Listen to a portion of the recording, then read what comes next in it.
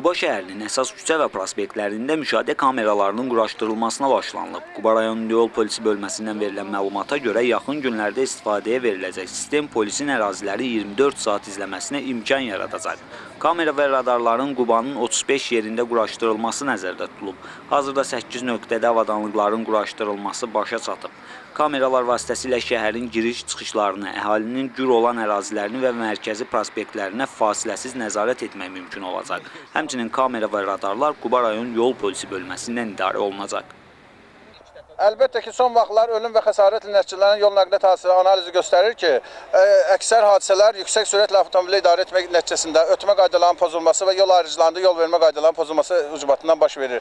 Bütün bunların qarşısını almaq üçün bəli, şəhərdə təhlükəsizlik kameralar quraşdırılır, sürət ölçən cihazlar, radarlar quraşdırılır. Bu təxminən hardasa Quba şəhər arasında 30-35 toçkada nöqtədə deyək ki, və bu da bütün bunlar da baş verə biləcək yol nəqliyyat hadisələrinin qarşısını almağa xidmət edəcəkdir. Quba şəhərində quraşdırılan təhlükəsizlik kameraları, müşahidə kameraları Quba şəhərinin özündən idarə olunacaqdır.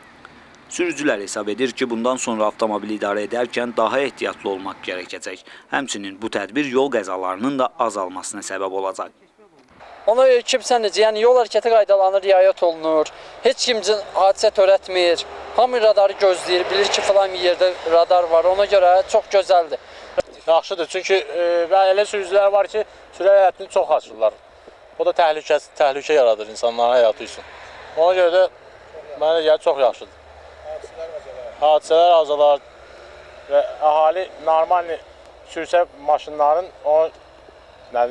qəza da az olar yəqin ki.